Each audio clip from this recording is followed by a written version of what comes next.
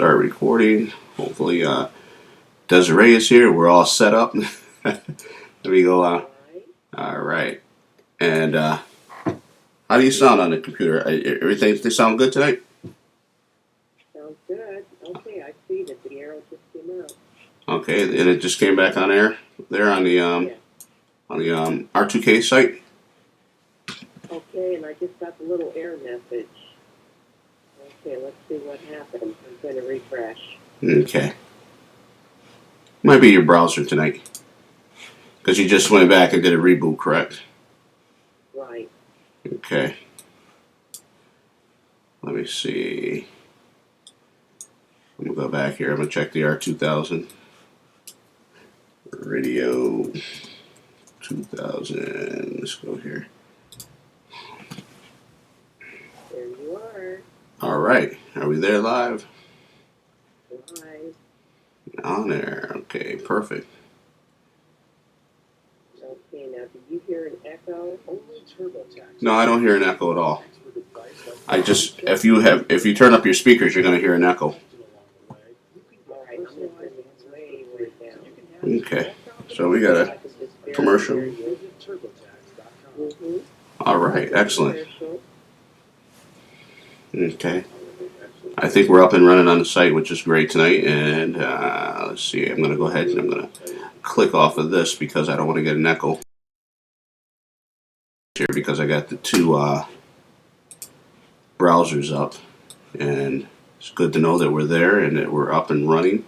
I'm going to get the chat set up here real quick on the side, and then we should be able to rock and roll. Oh my goodness, what a day. I've been sick. If you probably see my eyes are a little red, right? Because yeah, You got the little flu bug going. yeah, that flu bug has been tearing me up all week, last 4 or 5 days. And that germ pool. I know. You know, all these kids around here, you know. Here we go. All right. I think we're all set up with sound and everything. And let me see. Hopefully Des is there on the side. She was running a little bit late tonight, just getting home and getting set up and everything.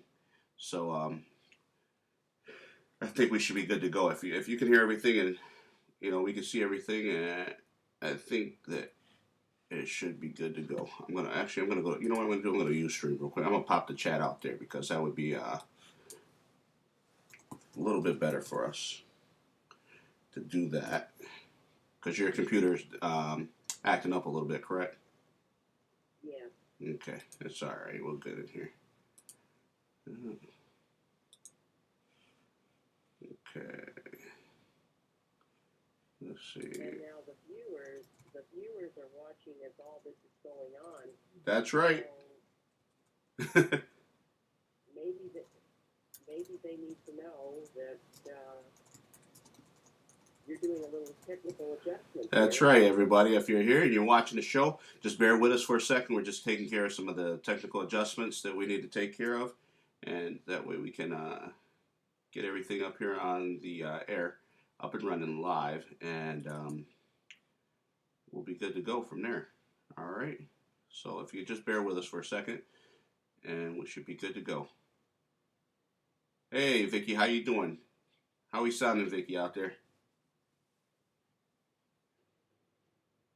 Go ahead and type it right in there. We're going to be on the social stream tonight, people. If you're there and you're observing and you're asking questions about some of the things that are going on here on the air tonight, make sure you sign onto the social stream and put your questions in there. Or else you can, feel free to call us at the 1-800 number, which is 1-800-984-3160. 1-800-984-3160. I'm just going to go ahead and make sure I got everything adjusted for that. And we should be able to pop on here and be good to go. All right, so just bear with me, just 2 more seconds here. We got a good show tonight for you, by the way.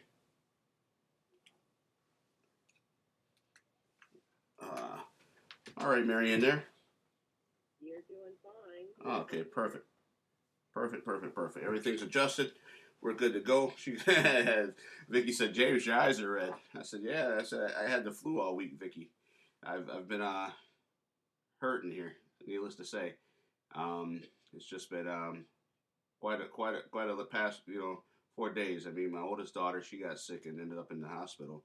And then while she's there in the hospital, I get sick and I end up having to be seen. And then, I'm here under bed rest for the last 3 days. If you would have saw me, yesterday as compared to now, I mean, you wouldn't even thought I'd been able to get on here and do the show tonight. That's why my voice is just a little bit raspy. So if you guys can just bear with us, I think we're good to go. And again, I just want to welcome everybody to the show. This is the Obama 2K12 Supporter Show. My name is James Hall with my co-host, Marion Young, and she's here tonight with me. And let's see, let me just get you up here, Marion. There you go. And there she is. There's her beautiful face there, Marion. Boy.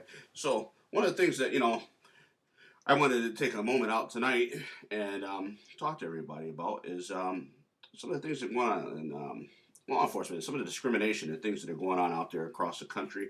So we're going to touch on some of those things that are going on across the country, and also talk a little bit about what's going on here in Connecticut. I don't know if some of you guys saw the headlines that were broadcast over the last couple of weeks with the East Haven police officer, the police chief there, who basically was arresting the Latinos down in East Haven, Connecticut, and they were basically racially profiling, and they were doing all types of crazy things. And then the police chief had the nerve to get on on an interview and say, well, now that this is all done, I'm going to go have tacos, and just making, fun and light, out of everything. That didn't go over too well, with the Latino community and with some other things that are going on. And to bring on, a special guest of ours that we're going to have come on tonight is Representative Ernest Hewett. I don't know if you guys were around when Rep Hewett was with us before. And he's just a wealth of knowledge, and we're going to, bring him on the call with us this evening, and we're going to talk about some of the things that are going on. And before I do that, though, what I want to do is I want to play, I just want to show you a video of something that happened down in New London, Connecticut, this past October 20th to be precise. They had a young black gentleman down there by the name of Mr. Good, who was riding around in his car, and one of the police officers noticed it was, him, and had been, aware of his status. The guy's been arrested probably about 30 times or so, and I don't know if he had bad, rapport with the police department that was down there, or if he had a good rapport, with, some of the other guys. But either way, this situation ended up going bad, and I just wanted to play a video of it and just get your input, so to say, from the community about it and everything. And just for some of you guys that don't know, I was in law enforcement for about 20 years. Okay, I was a state trooper here in the state of Connecticut, and what I saw here was just kind of appalling, actually, because there's so many good police officers out there. Matter of fact, we got police officers on tonight from the city of Newark and Trotwood, Ohio, and these are hard-working men that are out here in the community, going out risking their lives for people every single day and putting it all out on the line so that you and I can come home and we can, lay in our beds at night and, sleep with ease, okay? But I'm just going to play this video. You just tell me what you say. There's no sound on it right now, but if you can see it, just give me a couple of, on the chat. How about we go on the chat, and you just give me a couple of your opinions on the chat for now, and then I'll have you guys call in later on, and we'll go into it and discuss it a little bit into the, let's see, okay, here we go. All right. And all right, here we go. You're now watching the video shot from the cruiser camera of Officer Timothy Henderson, according to the to Lance Good, who was the defendant there.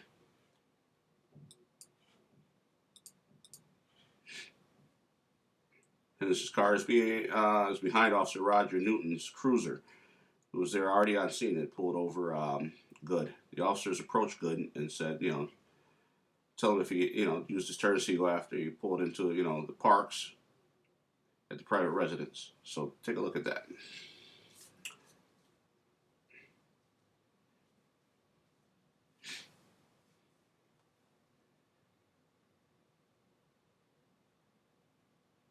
Basically, Officer Good tells him that he's there at his house and he's parking. Officers say, "Give me your keys." They take them all and they start. Subsequent to that, they start to do a search on his vehicle. As you see, they're piercing into the vehicle now with the flashlights. And so Officer Gooden and Officer Henderson decided that, you know, they were going to go in and ask him if he had any other drugs or narcotics in the house or anything like that. He said no. He says, and then man, you know, went inside the house, basically took a look, and as you'll see here, you'll see Officer Newton drop something that looks like a plastic bag on the ground. You see that drop there? And you see him kick it there with his right foot. Okay. Now you're going to see Newton coming. He's going to basically kick the bag. He sees the bag on the ground. He knows it's there. He knows he dropped it. You see him just scooting his foot along, bumping it along, dragging it underneath the car there. And basically, then you get more officers here that ended up arriving on the scene. And subsequently, Good was arrested for that, for the narcotics that was there, that you actually see the cop drop on the ground there and kick under the car. And so apparently he said, "Oh, look what I found," and Good was arrested.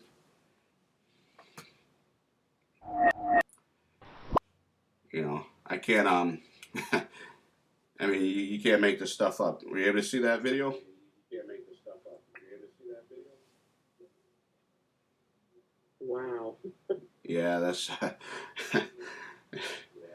that's pretty deep stuff there, huh? That's pretty deep stuff there, huh? Okay, talk about this instance. I'm gonna go ahead and I'm gonna bring State Rep Ernest Hewett on.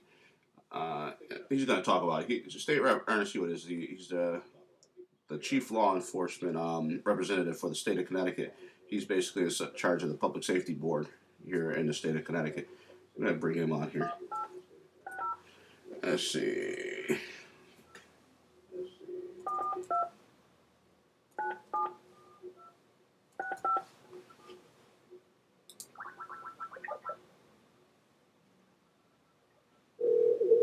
You there, Marion? You there, Marion?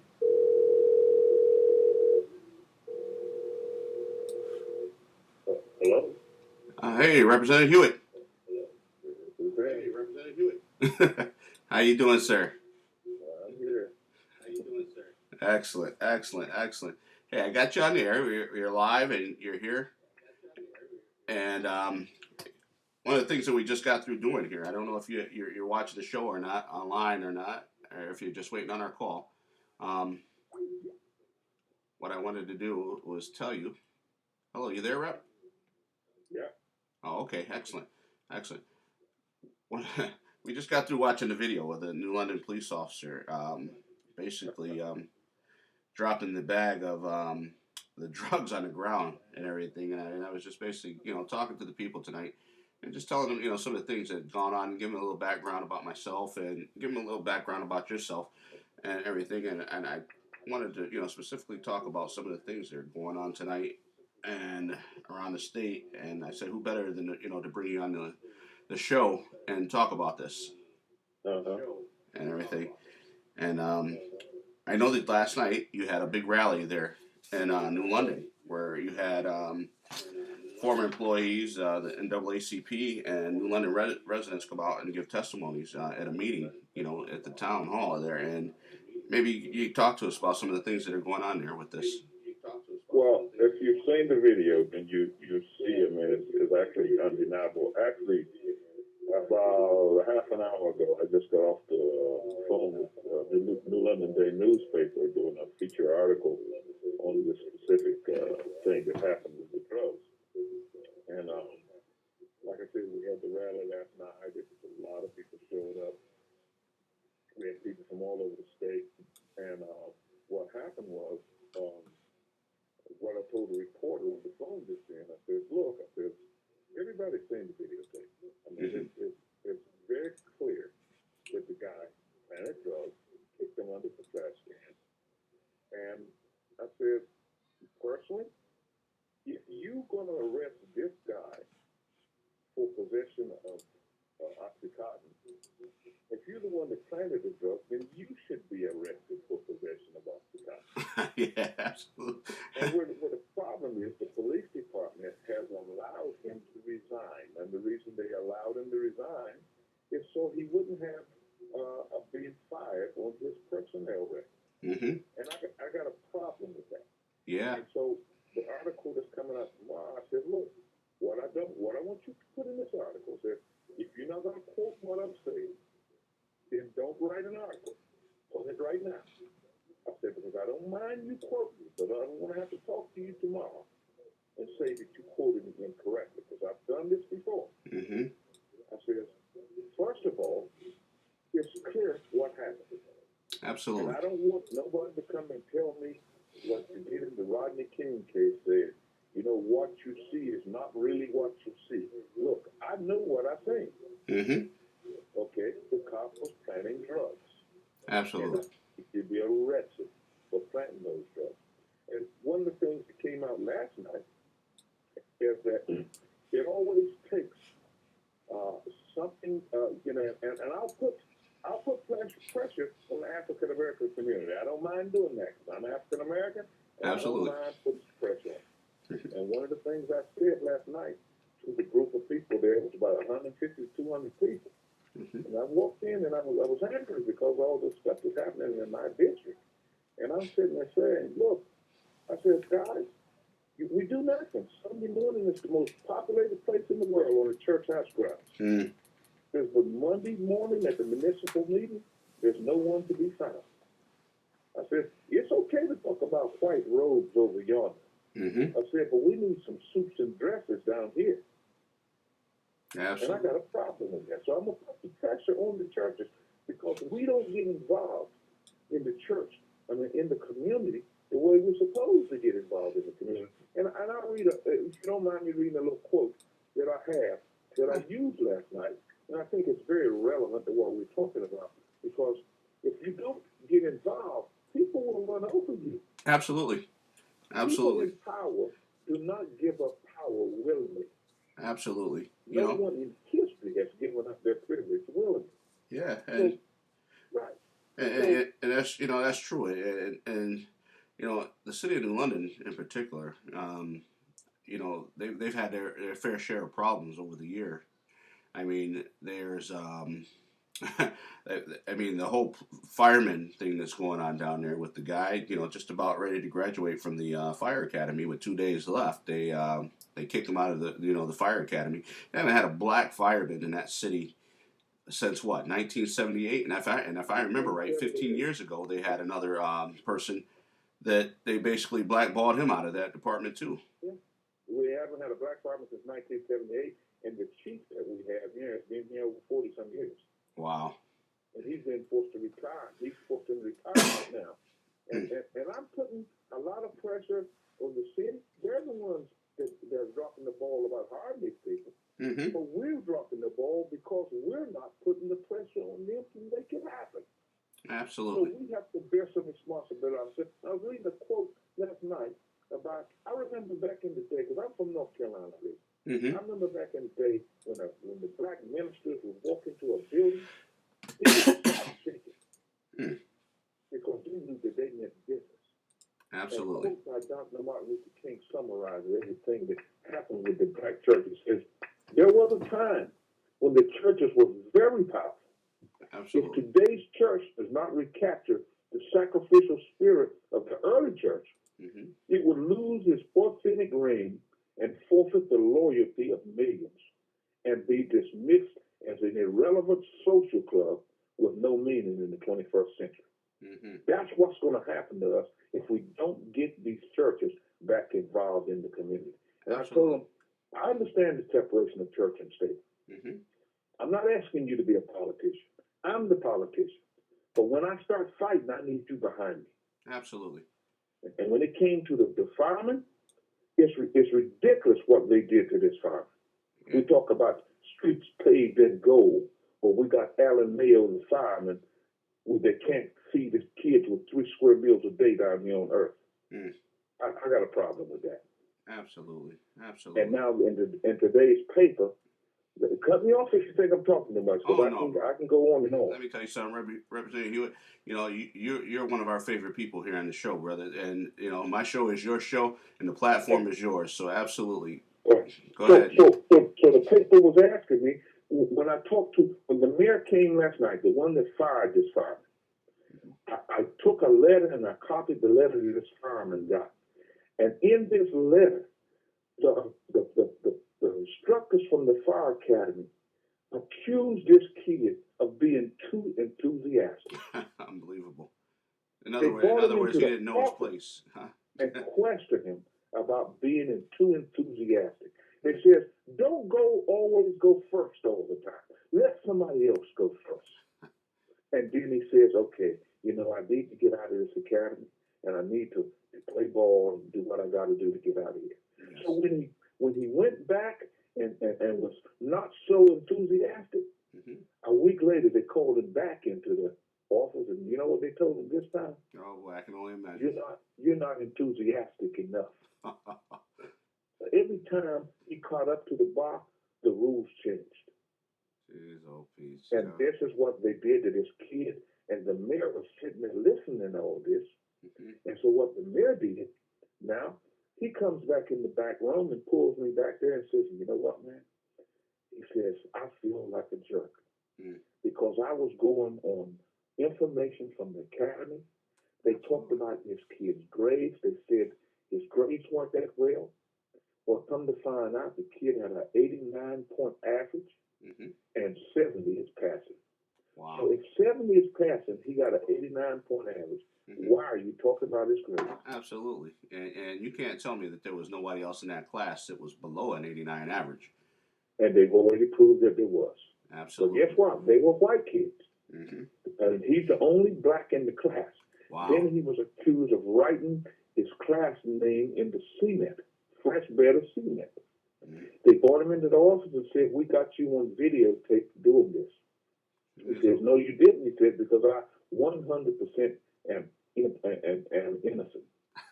And they fired him for the grounds of writing in the cement and his grade average. And come to find out, the white kid that wrote in the cement later admitted it and went on to become a fireman in Norwalk, Connecticut. And this kid gets fired for it. So in the paper, the article just came out. I just got through reading it on my email. That the mayor is, after I called for an investigation last night into the state fire school, he's saying I support Representative Hewett's investigation. Well, now you're trying to put the onus on the fire department now, on the state. The state didn't fire this kid. You fired him. So they called me up with another rebuttal article. And so it's going to be in the paper tomorrow saying, you're the one that fired him. You're the one that got false information. You didn't do your due diligence. You should have found out and you should have went up and talked to the kid and got his side of the story. But you took somebody else's side of it and you fired him. Now you're going to pay. Absolutely. Now, if you don't pay, there's only one way to get out of this. There's one or two things are going to happen here. You're going to get this kid his job or you're going to pay some money.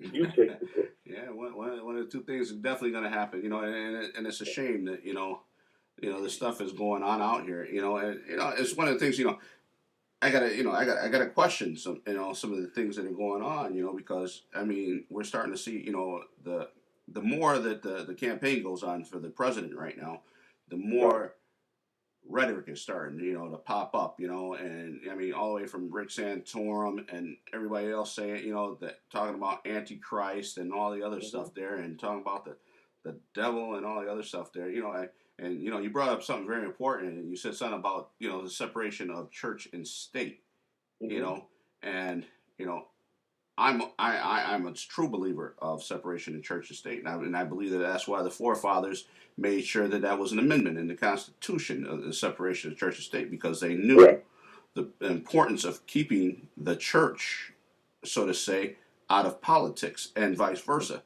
As when you think back to Teddy Roosevelt and all the way back to Thomas Jefferson, when the people were out there talking about corporations involved in the political process and all the monies that are donated by these CPACs, by these billionaires, with personal agendas, and the things that are out there. And I mean, what is your feeling about that? Well, here's what the problem is with the president of the United States. As long as we were congressmen, as long as we were senators, Mm-hmm. as long as we were mayors, and as long as we were councilmen and boards of education, it's no problem Mm-hmm. because that puts you beneath them. Mm-hmm. There's been 43 presidents, all white, Mm-hmm. and as long as there wasn't a black president, that's telling them that they were always smarter than what we were. Mm-hmm. Well, oh my God. One day, the 44th president of the United States happened to be black, and his name was President Barack Obama. Now, in their mind, in a racist mind or prejudiced person's mind, that's telling them that, man, this guy, they may be just as smart as we are. They can't handle that, man. Yeah. Now, this is a racist now. I'm not talking about just white people in general. No, because you know what? All Republicans aren't racist, you know, Right. and And all white all people white people are ain't bad. racist or aren't bad, you know. It just happens to be that Right. most of the racists are Republican, Right. unfortunately. If all white people were bad, we'd still be in slavery. Yeah. Because half of the abolitionists were white. Those are good white people. Nobody's talking about them. He's talking about those jerks that happen to hate people for the color of their skin. Yeah, That's what absolutely. we're talking about. You know, and you're out there, you know, you're out there on the campaign. You know, I sat there, I watched this thing at the CPAC. Last week we weren't on the air because we had some difficulties on, you know, with some things. But I don't know if you saw the CPAC where the guys were out there. They were rapping, and in the middle of their rap, they said the N word in the middle of the rap, and then they said, is that the group that was on the former mayor of Arkansas show? yeah, I believe that was him. And I know then exactly. I think they got a little thing going there. Yeah. Yeah, and they were talking about they said, oh, we didn't say the N word, we said knickers, like, you know, Oh, yeah. knickers for your knees, you know, and doing all this stuff, you know, and like you said, you know, as we go on, you know, further and further here into the campaign, you know, it's just, I mean, it's just really starting to ramp up, and actually it's starting to get old. You know, first they said, you know, that he was the devil and he was the Antichrist, and that he was gonna, you know, drive America into the ground. But I don't know if you saw some of the, you know, the latest numbers that he has out here, and I mean, Rep Hewitt, Looking good. the President Obama is lighting it up, and he's on Oh fire yeah, right now. and man, you ain't saying nothing yet. This thing here, it's going to be more money spent on this election than any election in history put together. Absolutely. Because they want this man out, and you got these super PACs, and the U.S. Supreme Court came back with a decision and allowed super PACs to give as much amount of money as they want to give on behalf of someone. And guess what? You don't even have to disclose the name at that point. You have to disclose it at some time, but by that time, it's all the damage is done and it's watered down. Mm-hmm. So they said America. That's why when President Obama was giving the State of the Union address, and he talked about how the U.S. Supreme Court set the country back about 50 years, Mm-hmm. and you've seen the Supreme Court justice turn his head Mm-hmm. Yep. and snarl at the president. Absolutely. They know they set us back. Yeah, they know it, and but you know what, you know, and that's why, you know, we had the People for the American Way that, you know, came on the show a couple weeks ago, and one of the great things that, you know, we had them, you know, on here doing was basically, you know, telling people, you know, getting people out to vote, you know, and telling the people, you know, some of the options that they had to make sure that, you know, you get out and vote. It's very important, you know, that you get out and you have your voice, you know, heard. If you don't, we're in trouble, because the same enthusiasm you had in 2008, you got to have it in 2012. Yeah, and you know what, this election is even more important, I believe, you know, because I mean, they are not pulling out the stops, you know, when it comes to, you know, the president. I mean, I've seen it all in the last couple of months, you know, from these guys. It's going to get worse. It's going to get worse than you ever seen, man. Yeah. And that's why it's so important because of states' rights, for us to elect our state reps back, our congressmen, our senators. We have to give this man the power in Congress and Senate to take care of the second half of his presidency and cannot slip back into the abyss. Absolutely not. Absolutely not. You know, and Speaking about that, one of the things I wanted to touch on with you also was, the East Haven, and not, the guy down there. I think I touched on it at the beginning of the show. I don't think you were on the air yet, everything. But what is going on with the guy down in East Haven there? What is he? The chief of police there for East Haven? The chief of police, the mayor. Well, you see, that's what happens. Like I said, I'm a former mayor. Mm-hmm. I know how it is to sit in that seat. I know how it is to be able to know when to shut your mouth and when to keep it open. Mm-hmm. And what happens is, and this happens a lot of people don't understand. I understand. That's why my wife keeps me grounded, because she doesn't get involved in politics. So she can tell me what she thinks and not what I want to hear. Mm-hmm. When you surround yourself with people to tell you what you want to hear all the time, mm-hmm. there's nothing to hold you accountable and keep you in check. What happened to the mayor of New Haven? And I said this when I did the press conference in Hartford, criticizing and calling for him to be just step down. Mm-hmm. I says, this guy here, when you walk in a room and for so many days, and somebody tells you, and they tell you you're God, mm-hmm. and you walk on water. After a while, you start believing that shit. Yeah, absolutely. You know what I mean? So we have to be very careful to not adopt something that I call God syndrome. Mm-hmm. We are not God. We're working for the people. Absolutely. That's what we do. And when you lose fact to that, you're in trouble. Absolutely. And the mayor, smart guy, New Haven, just ain't got no common sense. The gap between PhD and common sense is getting bigger and bigger. Absolutely. It's a huge gap. Absolutely. You see, so what happens is, this mayor, when he says this, he God only knows what he says in the back rooms if he said that on the air. You see what I mean? Yeah. So and then what he did, he brought the police chief back. So he surrounded himself with the same culture that he had before. Mm-hmm. Yeah. Absolutely. And it's important, and you said something again, that's profound, and, I got to go back and I got to repeat it again, because, we love having you here and sit back and listen to you, but, you have to go out there and be a part of your community, and you have to be a part of the solution. If you don't get out there, you don't vote, you're a part of the problem. You're not part of the solution. You're part of the problem, because you're not going through and doing your public civil duty to go through to put the right people, that are out here in your community in the office. And I don't care if it's, a Republican or a Democrat, the point is, if you're not, a woman called me, a lady called me tonight. Mm-hmm. She left when I see you sometime, I want you to listen to this voice she left on my voicemail. Mm-hmm. This lady is in my district, stone Republican. Mm-hmm. She's battling stage 4 cancer. Mm. Her husband has got Alzheimer's, and they're old and they got problems. The lady calls me. They have Visiting the Nurses Association coming in their house, maybe twice a week. Mm-hmm. And they're not staying long enough to help them out because they got problems. Mm-hmm. Okay, and if we live long enough and get old, we're going to have problems. Yeah, absolutely. So what happened was, the lady called me up and asked would I call up Visiting Nurse Association to try to get them more time in the house.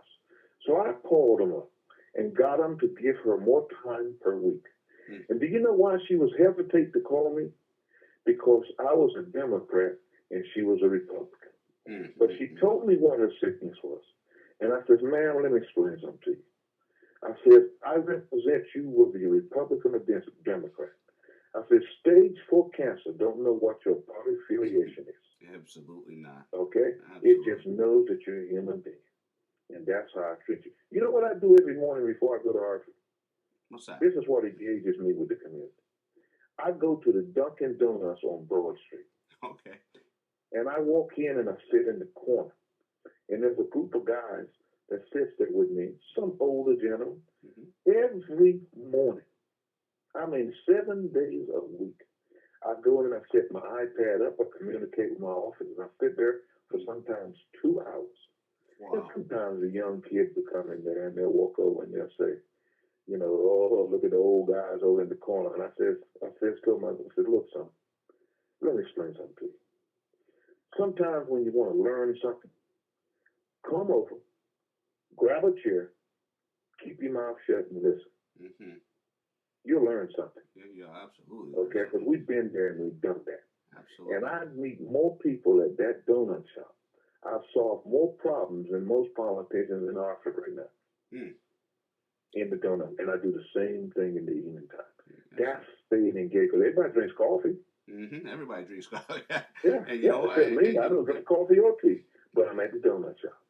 There you go. And you know, and some of those, you know, and when you sit back and, you know, you talk to some of those people in the community that've been there a long time, you know, you realize when you're talking to them that you don't really know all that much, you know, because these guys are a wealth of knowledge, you know. They got me, man. I learn something every day from these people. Yeah, You know, absolutely. I don't know everything. I just don't, Yeah. and no man does. You know, and you said You something. can't learn something unless you really open your ear, keep your mouth shut, and let something in every now and then. Yeah, absolutely. You know, and I think a lot of people get caught up in, you know, the Republican Democrat thing, where, you know, they think because you're a Democrat that you're just there for the Democratic agenda, so to say, which No. is there. But you know, they also got to realize that, you know, you don't represent just a Democrat. You represent your district, and that you're a I do. representative for all the people. It just happened that your party affiliation is Democratic, and you were voted in by your Right. party. And so it's like I said, you know, a lot of these guys, they feel that they can't get out and they can't engage with you know, people. Everybody. And it's really important that you get on that phone and you call these people and let them know, you know, what it is that you know you'd like to see done, you know, if it's feasible, that is, and you know, and work together and try to cross these parties. You know, it's just like President Obama. You know, he's worked so hard, you know, and I gotta give him credit because he's worked these past 4 years with the bipartisanship. I mean, Right. he's Worked so much that he's taking criticism from his own party. yeah, absolutely. And I mean, at about year two, you know, me personally, I probably would have said, you know, I'm gonna write these guys off, and I'm just gonna do what I'm gonna do, you know. Exactly. And, But he knows how the game is played. You gotta do that. You have to keep reaching out because you can never. It's like walking. It's like walking in a building and not speaking to someone. yeah, Because absolutely. sooner or later, you know what they say? Yeah. Well, he didn't speak to me. Yeah, I mean, You know what I do? I speak to everybody, and then you would never say I didn't speak to you. absolutely. You know, I So can't walk up at the they state can never say that he didn't approach them and try to get their input. Mm-hmm. You know, I can't say, you know, I can't think of one time that I've been up at that state capitol or legislature building and nobody that doesn't know, you know, Rep Hewitt. Everybody knows who you are, and you're engaged, and you know you're out there, you know, and just like, you know, I think I brought it up last time you were here, you know, just like your bipartisanship jobs bill that you put out, you know, for the state of Connecticut and everything, and you know, it's just, you know, it's just a fabulous thing, you know, while other people were sitting around talking about it and people were fighting, you know, the fight, you were out here putting it down on the pavement, boots to the pavement, getting a job done, and you did it, and and it's because what it is, we get rung up in self too much. You know, it's not about me. It's never been about me. This game is much bigger than me. It was around before I got here. It's gonna be around after I'm gone. But the mark I want to leave is I cared about people, about helping people, and that's the bottom line. Absolutely, you know, and you know, and I sit back and you know, and I don't want to bash on, you know, just the Republicans, and because, you know, I'm all for, you know, advancing society and advancing the people, but you know, some of the things that they're doing now out here, you know, with all this talk about church, and I mean, the attack that's going on women right now. I mean, that's just unbelievable. You know, when you got a bunch of men sitting around a room, and you got Daryl Issa sitting up there holding a board, you know, up in about women's health, about women's health, and there's a bunch of white men who've never had sex before because they're supposed to be priests, and they're telling a woman what to do with their bodies. If I can have a baby, then I'll have some say so on whether I need birth control or not. Absolutely, you know, and so guess what? It is not my choice; it is her choice. Absolutely, right. You know, and it's just incredible. You know, it's gone so far. Even there's a representative that's down in Georgia. I don't know if you saw that in the news today. Oh man, let me see her name. But she was a state rep down in Georgia who put in the anti-vasectomy bill. Have you seen that one today? Well, man, I would come out on that one. That's sad, man. Yeah. That's sad. So, you know what I asked the Catholic priest when we were doing the morning after pill in Hartford? We were doing the morning after legislation that a Catholic hospital, any hospital in the state, has to offer the morning after pill to any woman, rape victim that wants it. And they are fighting this thing tooth and nail. Catholic priests were sitting in front of the judiciary, and they're fighting the morning after pill. And I asked them, I said, let me ask you a question. I said, you're fighting the morning after pill. And if this woman is brutally raped and decides to have that child, do you have a program in your church that will take care of that mother and child until she can get on her feet? Absolutely. And they says, absolutely not. Absolutely. I says, well, you just gave me my answer. Mm-hmm. Okay, now I know how I'm going to vote. Absolutely. You know, You, how do you as a man, okay, go to your wife or go to your daughter for that matter and look your daughter in the eye, you know, who's a victim of rape, and say that you're going to have this child.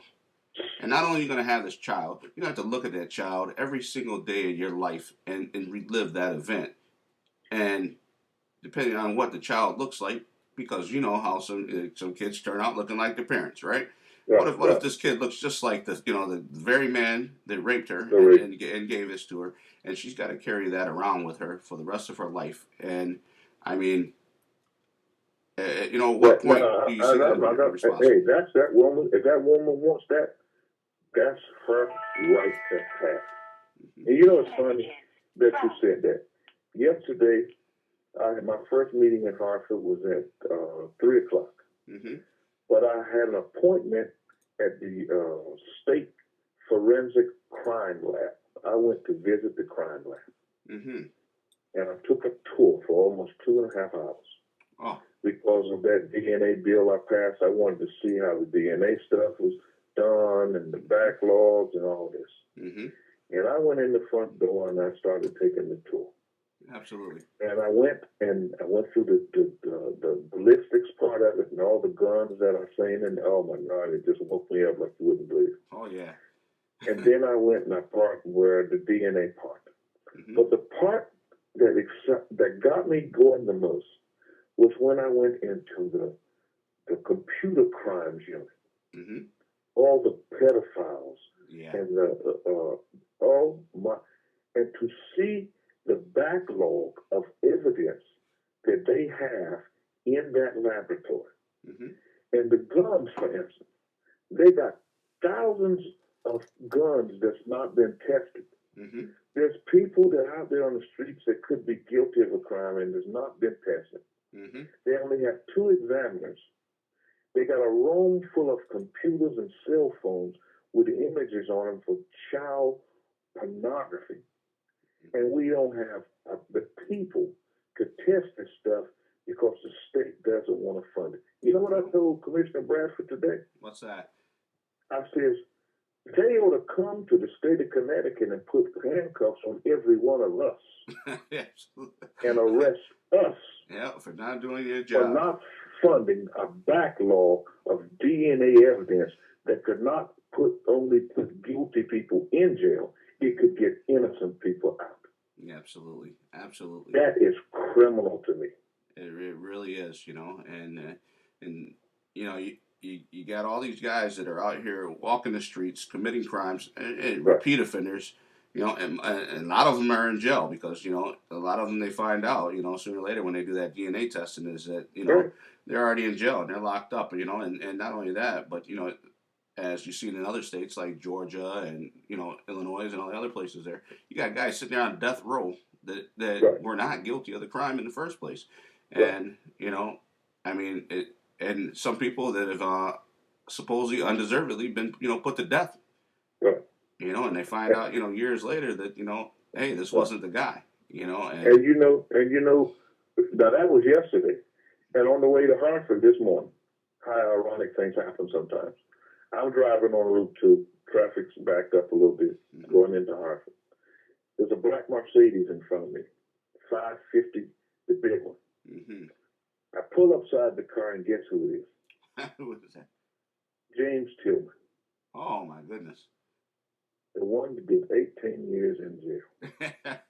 Wrongfully accused, exonerated through DNA. Wow. Pulled up, he rolled the window down to the man, because I helped introduce the bill that got him to $5 million. Mm-hmm. I said, man, you're looking good, boy. He's eating a bag of potato chips. Eating a bag of potato chips, driving Yeah. down the road I in this said, 550, man, huh? so you did your 18. I wish you didn't have to do it that way, but you did it. You're out here, you're a free man. You're driving a 560, bro. Go ahead and live your life the way you want to live it, bro. Absolutely. Yeah. Absolutely. Good person. And it just amazes me. Last time I had you here, we just talked about the way everything went down and how you ended. Why don't you just tell the people? Because it's just an amazing story how it went down. And that you were able to get that passed, and how you brought the mother here from New Mexico. Well, the way this started out was Kevin King, Chief State's Attorney, wanted to make a good investigation tool to have was to introduce arrestee DNA in the state of Connecticut. Mm-hmm. Now, right now, there's 26 states that have arrestee DNA. Now, a lot of people ask, well, what is arrestee DNA? Well, right now in the state of Connecticut, we have conviction DNA. In other words, a person commits a serious felony, rape, murder, almost the worst of the worst. He goes to jail. Mm-hmm. The only time they can take his DNA is if he gets convicted of the crime. Okay? He has to get convicted first. So we are not able to match his DNA with anything else he's done, because if he's convicted, he's going to be incarcerated. And if you match it, you got him in jail. But it's not even uploaded in the CODIS. So the arrestee DNA takes the cotton swab when the person is arrested upon arrest. Now, what that does, a lot of people say, oh, it's intrusive, it's bad, it's against my civil liberties. Well, guess what? How long have they been taking fingerprints? Mm-hmm. And do you get them back? They keep them forever. They keep it forever, that's true. So I was listening to members of my Black Latino caucus that had convinced me that year that this bill is not good for us. Mm-hmm. And sometimes I listen at them and thinking that they have my best interests at heart, and I helped them kill the bill that year. Mm-hmm. And I said, okay. Now, when you leave the legislature, some of the best times in the world is my drive from Hartford to New London. Mm-hmm. I have 56 miles to do nothing but sit and think. Mm-hmm. And on my way home that day, I says, what the hell did I just do? Mm-hmm. I just killed a bill that will not hurt me. It will help me. Mm-hmm. Because if you think that more African Americans are most likely to be arrested, you will be 100% right. If you think that African Americans would be more likely to go to jail, you would also be right. Mm-hmm. So that would put us on death row more than anybody else. Yes. So why wouldn't I want a bill that would not only put me in jail, it would get me out if I hadn't done anything? Mm-hmm. So I went home and I started studying. And I looked on my computer and I came up with a lady from New Mexico named J.N. Sepich. Her daughter Katie got an argument with her boyfriend one day and walked 6 blocks to her house and was snatched up. Wow. And just that quick. Just that quick. In the middle of the night. Wow. And Katie's mother, the next day, received a phone call. And the worst words of her life she'd ever heard was, have you seen Katie today? Mm-hmm. Well, about a week later, they found Katie's body in an old abandoned dump site. She had been raped, sodomized, murdered, and set on fire. and she was devastated. It's set on fire. On fire. Holy smokes. She was devastated. After the funeral, Mrs. Katie said on a crusade, she told the investigator, she said, surely this guy will do something stupid. And he will be arrested because they found blood and skin under her fingernails. She fought her attack. And says, surely he will be arrested. And we will take his DNA and we will have our guy. And the officer looked at her and says, ma'am, I says, I hate to tell you this. Said, but in New Mexico, it is against the law to take DNA upon arrest. She was devastated. Unbelievable. So she started on a venture, her and her husband.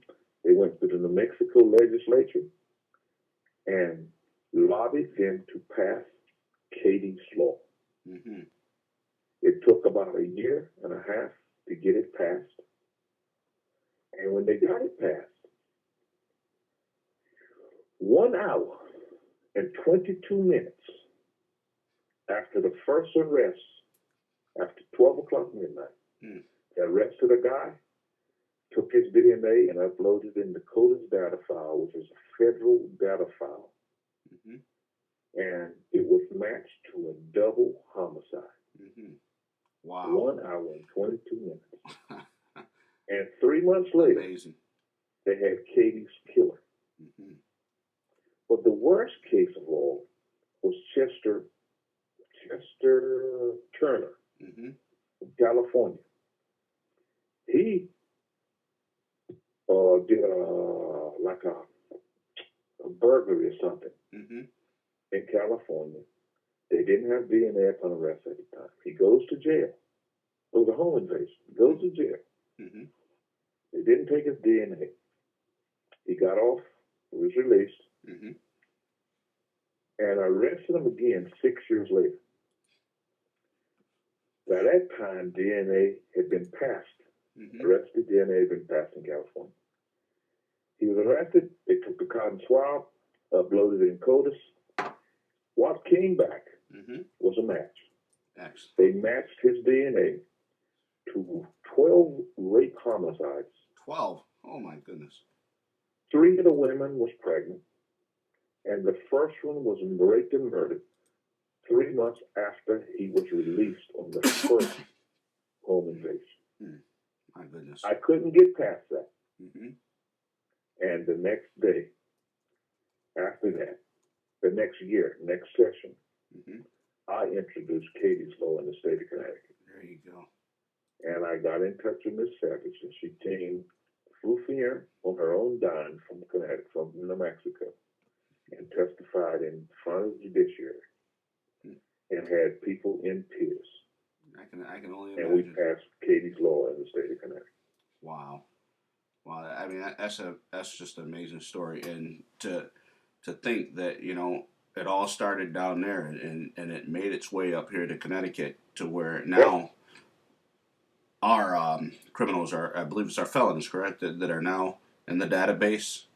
Yes, nationwide. Because what happens now is somebody's arrested. I think there's about, 400,000 samples of DNA. Well, we mean samples. This is what people think. People think that when you go into CODIS data file, and this is what most African Americans, and I understand that they're very apprehensive with police officers. I get that. I understand the history of the black community. I get it. I'm black. Absolutely. Exactly. So I understand where they're coming from. And they're saying things like, this stuff can be planted on somebody. If you can figure out how to plant a profile, I want to see that. Because I can make $1 million. It's just a profile. It's numbers. It can't even take out of one strand of DNA. There's 1 billion markers in there. For the purposes of identification, the only thing that's entered into CODIS is 13 markers. It can't even tell what color you are. It can only tell if you're male or female. no genetic material, can't tell if you got diabetes in the family, has none of that. It's just a profile. So when that person is arrested, he's brought in. They take a cotton swab. They make a profile of his DNA. Then they take it and they upload it to CODIS. And if there's a match, they take and test it again for accuracy. And if that is accurate, they will bring and go take that profile and then match it to another computer that's locked in a safe that's offline. And only then will they find out the name of the person that the DNA profile belongs to. And then the person is picked up. Then they bring him in, and guess what they do? They test it again. So and there's no way that all right. So what you're telling me is basically there's no way with DNA. It's not possible. So not even if somebody planted something on you. They can't plant a profile. They can't plant a profile because once they come in and they grab you, they retest it and they retest it again probably, if I'm correct. Three tests. And then people say, well, you know, they can do this. How? Tell me how they're going to do it. Okay? Now, if that matches any other rape scene, any other homicide scene, then they got you. Now, this repeat offender won't repeat offend no more because we got you now. You're all done now. So my question to the African Americans is this. There's been a lot of African Americans been put in jail through eyewitness identification, which is probably about the worst one there is. That's how James Tillman went to jail. Yeah, absolutely. So if you walked out of your building today, and all the listeners out there that's listening right now, and especially the men, if you walked out of here today and a lady accused you of rape, ask yourself this question. Knowing that you didn't do it, would you want to take your chances with an eyewitness or take my DNA? Absolutely, DNA. Every time, every single time. You know? Because DNA will set you free. But if you did something crazy, I can't help you no way. I know one thing. You know somebody that's guilty is not going to be asking to get their DNA taken. You can just about guarantee that part. You know? That's right. Oh, boy. Hey, Rep Hewett, real quick. All right, while I got you on the air, I want to see if anybody wants to call in tonight to the show, and maybe we can get them here on the line, and maybe take some question and answers real quick from the public. I'll be happy to. Excellent. Again, our number is 1-800-984-3160. 1-800-984-3160. Give us a call if you have a couple questions or anything that Representative Hewett can answer for you. Feel free to either type it here in the chat box, or we can basically take your phone call. Feel free to give us a call. We're here on the air now, live. And again, our show is brought to you by the Radio 2000 Network.net. Radio 2000 Network.net. They are a great enterprise. I mean, they're the ones that make it possible for us to be here and to have a voice out here in the world to bring to you, the people, the listeners that are out here watching the show and following us every week. And with that being said, hopefully, you don't just go and, watch our show here, that you go back and you get some of the radio entertainment that they have here. They currently have about 17% of the internet market on the Radio 2000 Network, from various shows, from jazz to easy listening to you name it. It's good. Hopefully, Rep Hewett, you get a chance to get on there and take a look at some of their programming on the Radio2000.net. I mean, they got some really good stuff that's on there on the show. And also, one of the other things that I wanted to go tonight, Representative Hewett is going up for re-election this year. And, it's great people, like him that are out here representing our community. And, we need to, keep people like him in office. So if you get a chance, I like to start a fund to possibly, raise some. Oh, hold on a second, Rep Hewett. We got one more person calling in now. And To accept this call, press 1. To send the caller into voicemail, press 3. Hello, Marion. You're on the air. Hello, thank you. You're doing a great job Thank you. tonight. Thank you very much, Marion. I got Representative Hewett still here on the line with us tonight, and I want to take some questions and different things from people. You have a question for us? Yes, I just want to thank Representative Hewett very much. He's a wealth of information, and I'm really enjoying this, and we appreciate the time. My question is that I don't know if this is his area, but I'm concerned about voter suppression. Mm-hmm. Mm-hmm. And what People about the voter that's suppression? trying to get people to stay away from the polls, encouraging them not to register. There's so much going on here, and one of the things that going on, mm-hmm. like in Texas, and some other states. Mm-hmm.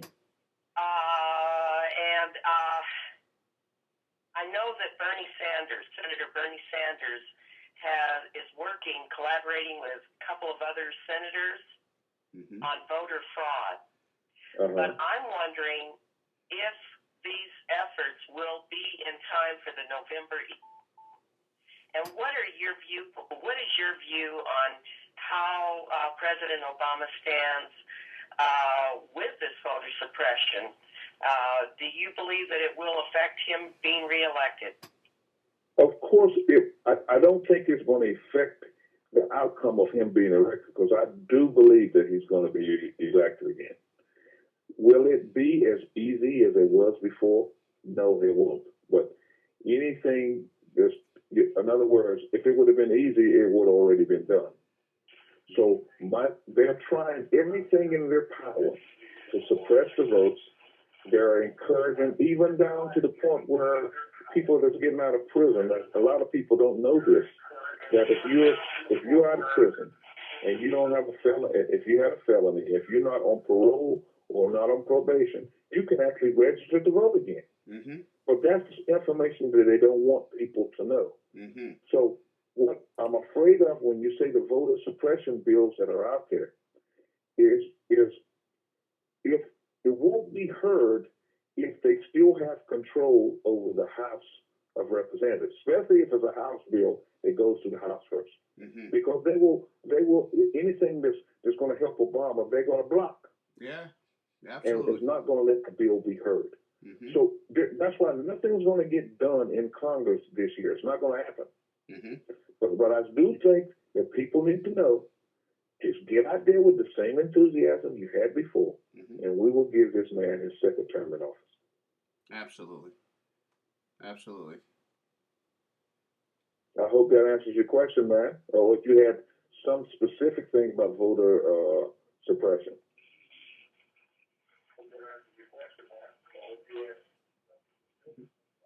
There you go. Well, that was great, and I want to thank you very much. That pretty much is what I was thinking, too. That we just got to get out the vote. Got to get out the vote. I don't care how you slice it. You got to get out the comfort zone, get out to the polls, and vote. My thing is, go in the morning time. Don't wait until the evening time.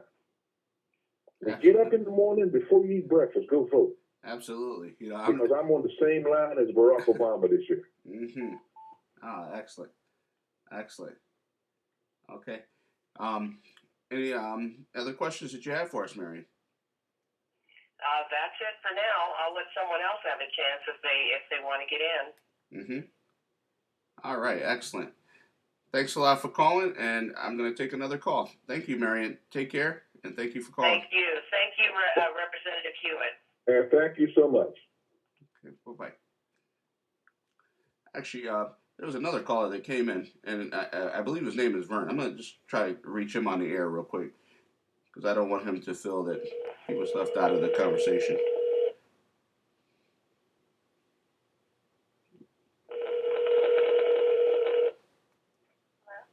Hello, how you doing? This is James Hall from Obama 2K12 supporters. I saw that you'd called, and I missed your call earlier, and I just wanted to give you a chance to speak on the air. Oh, I don't actually have a question at this time. I'm listening to the radio right now. Okay, excellent, excellent. Well, I just want to tell you thank you for your support and thank you for calling in. And if you have any more questions, James. Oh, hi, James. That's Lee. hey, how you doing, Lee? I'm doing great. I'm good. That's good. Hey, I got Representative Hewett on the line, Lee, and we're right now we're taking some questions, and wanted to know if you had any questions that you wanted to ask at this time. I caught only like the last 10 minutes of the conversation. Mm-hmm. So I don't really feel like I have a question. That's okay. But I just want to thank you. I'm willing to support in any financial way that's necessary. So I know you mentioned you wanted to do something along those lines. Excellent, Lee. Thanks a lot for that support. You know, it's very important that we get our officials out here elected again, and so that we can move forward with our agenda here in the Democratic Party. And every penny and every voice counts. And I appreciate you taking the time out to at least just call in tonight and to just say thank you again for your support and your help.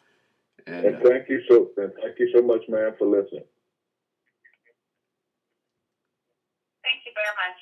Okay, take care, Lee, and we'll talk to you later. Okay, bye-bye. Bye. Well, that was great, huh? Oh, yeah. Excellent. Again, I'm just going to put this out here again. I want to say thank you to the Radio2000Network.net for allowing us to, use the network to bring our show out here to the people. And, like you said, every penny counts, whether it be to, Representative Hewett or to shows like this and to the network, because, nothing's free in this world, unfortunately. And the network needs to stay on the air, and we need to have our voice. And with us having that voice, there's a cost, associated with that. And we have to get out there. We have to support our representative and support the great stations like the Radio2000Network.net that allow us to come on and voice this to the people. And I really appreciate all that they do. Tonight we had some people come on, from law enforcement tonight from the state of New Jersey, from Newark, New Jersey, and from, I believe it's Trotwood, Ohio. And, that's just great that they came on and they were able to get some of this, wonderful information, that you shared. And hopefully they take it back to, their communities, Representative Hewett, and share some of the, the great things that are going on around here in their communities, Right. But again, well, that's going to be the end of our show.